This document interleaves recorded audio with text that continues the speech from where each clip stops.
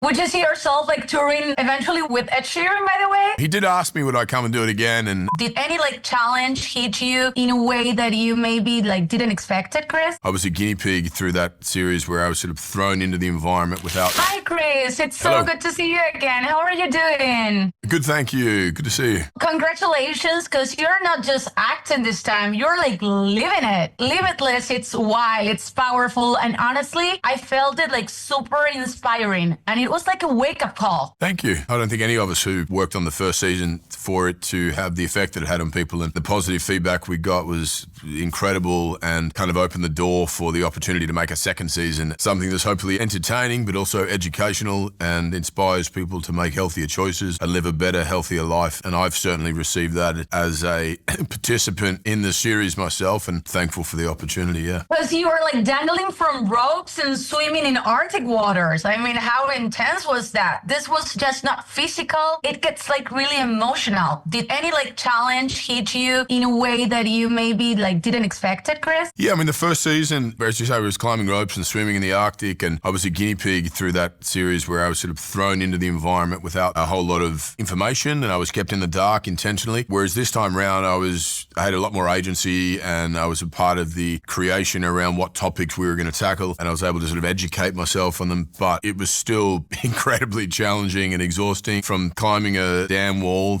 200 meters high to playing drums with Ed Sheeran in front of 70,000 people was equally challenging for different reasons. I wouldn't change a thing. Sort of have to be now the other side of it and overcome all those fears and be still in one piece. I'm very happy. You just mentioned, I mean, you were out surviving ice bath, fasting for days, and casually becoming like Ed Sheeran's drummer, Chris. Like, leave some talent for us, the rest. There was one and done for me as a drummer. I wouldn't say I'm a musically gifted by any stretch. I just had to get through that one song, and once I'd finished, I haven't learned any others. I don't think I'd do it again. Would you see yourself like touring eventually with Ed Sheeran, by the way? No, I don't think he'd want me full time. He did ask me would I come and do it again, and in the post kind of elated state after that performance, I thought, yeah, sure, for sure. And then as I came down off that cloud a few days later, I was like, that was terrifying. And man, it felt good having completed it, but all the ways it could have gone wrong, which I'd examined intensely in the lead up to, I wouldn't want to have to think about again. Who knows though? Who knows? Who knows? How did Elsa and the kids react seeing you going through these extreme challenges? My kids play a bit of drums, and they're far better drum players than I'll ever be, and they were just kind of heckling me most of the time. They were my negative, fearful motivation in a sense, so kind of remind me of what the audience may do. It was a constant reminder if it failed. You know what I felt like? You play, obviously, superheroes tour, but these felt like even more superhuman. What was it harder, like Thor's hammer or fasting for like so many days? Be honest.